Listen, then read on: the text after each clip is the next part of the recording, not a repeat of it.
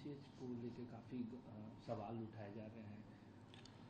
देखिए, high level committee का गठन किया गया था और जिस तरह लापरवाही बरती गई तो एसकेएमसीएच के जो सुप्रिटेंडेंट हैं उनके खिलाफ कार्रवाई की गई, उनको सस्पेंड भी किया गया और जो पटना के पीएमसीएच के प्रभारी के तौर पर डिप्टी सुप्रिटेंडेंट थे उनको भी वहां से मुक्त करने का काम किया गया। स्पष्ट तौर पर लापरवाही करने वाले को बख्शा नहीं जाएगा।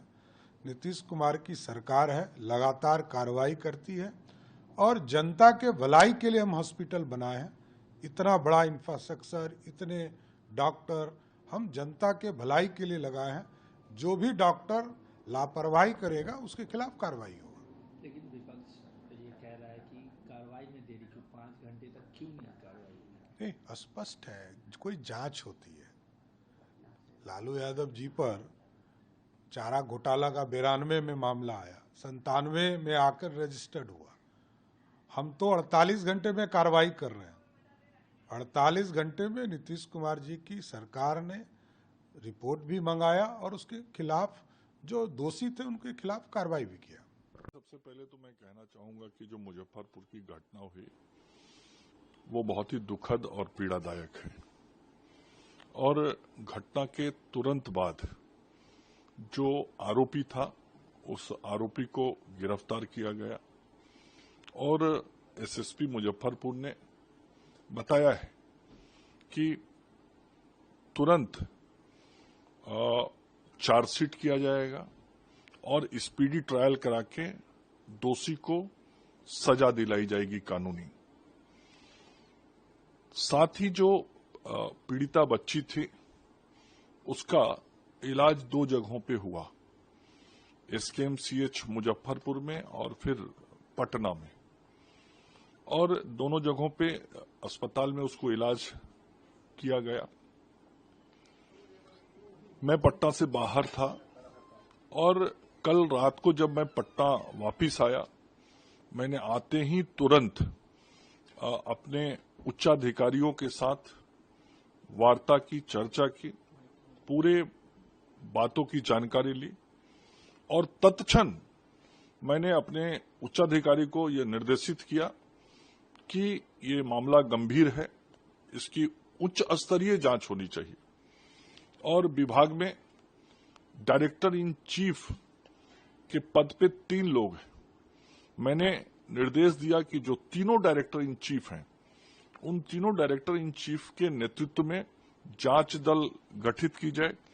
डॉक्टर आरएन चौधरी जी, डॉक्टर बीके सिंह जी और डॉक्टर प्रमोद कुमार जी, और इन तीनों के नेतृत्व में गठित दल एसकेएमसीएच में भी जाके सारे चीजों की जांच पड़ताल करे, फैक्ट फाइंडिंग करे और पीएमसीएच में भी पूरा घटनाक्रम क्या हुआ है और उसके बाद ये तुरंत रिपोर्ट विभाग को दी जाए और विभाग को रिपोर्ट मिलने के बाद उस पर कार्रवाई की जाएगी।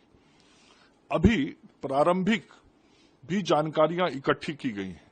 जैसा मैंने कहा कि कल रात को जब मैं बाहर से आया तो मैंने तुरंत सारी चीजों की विस्तार से जांच और कार्रवाई, यदि कोई दोषी है तो वो किया जाए, इस संदर्भ में निर्देशित किया था।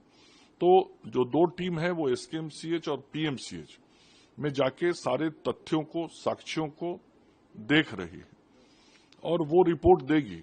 लेकिन उसके पूर्व जो प्रारंभिक जानकारियां मिली हैं उन प्रारंभिक जानकारियों के आधार पर 2 लोगों को प्रथम दृष्टया दोषी पाया गया है, जिसमें मुजफ्फरपुर मेडिकल कॉलेज हॉस्पिटल की जो सुपरिटेंडेंट हैं डॉक्टर कुमारी विभा जी, उनको अपने कर्तव्यों का सही तरीके से निर्वहन उन्होंने नहीं किया, ऐसा प्रारंभिक रूप से दिख रहा है। फलतः उनको उनके पद से निलंबित कर दिया गया है। साथ ही पटना मेडिकल कॉलेज हॉस्पिटल के जो प्रभारी अधीक्षक उस दिन थे, डिप्टी सुपरिटेंडेंट, उनकी डॉक्टर अभिजीत सिंह, उनकी प्रशासनिक विफलता अभी प्रथम दृष्टया दिख रही है, उनको पद मुक्त कर दिया गया है। तो ये कार्रवाई अभी हमने कर दी है। एसकेएमसीएच के सुपरिटेंडेंट को निलंबित किया गया है और पीएमसीएच के जो डिप्टी सुपरिटेंडेंट उस दिन चार्ज में थे, उनको उनके प्रशासनिक विफलता के कारण पदमुक्त किया गया है। ये प्रारंभिक जांच पे हुआ है। अभी जो टीम जांच में गई है उसकी और जो रिपोर्ट आएगी तो आगे यदि कोई और दोषी पाए जाएंगे तो उन पर कार्रवाई होगी।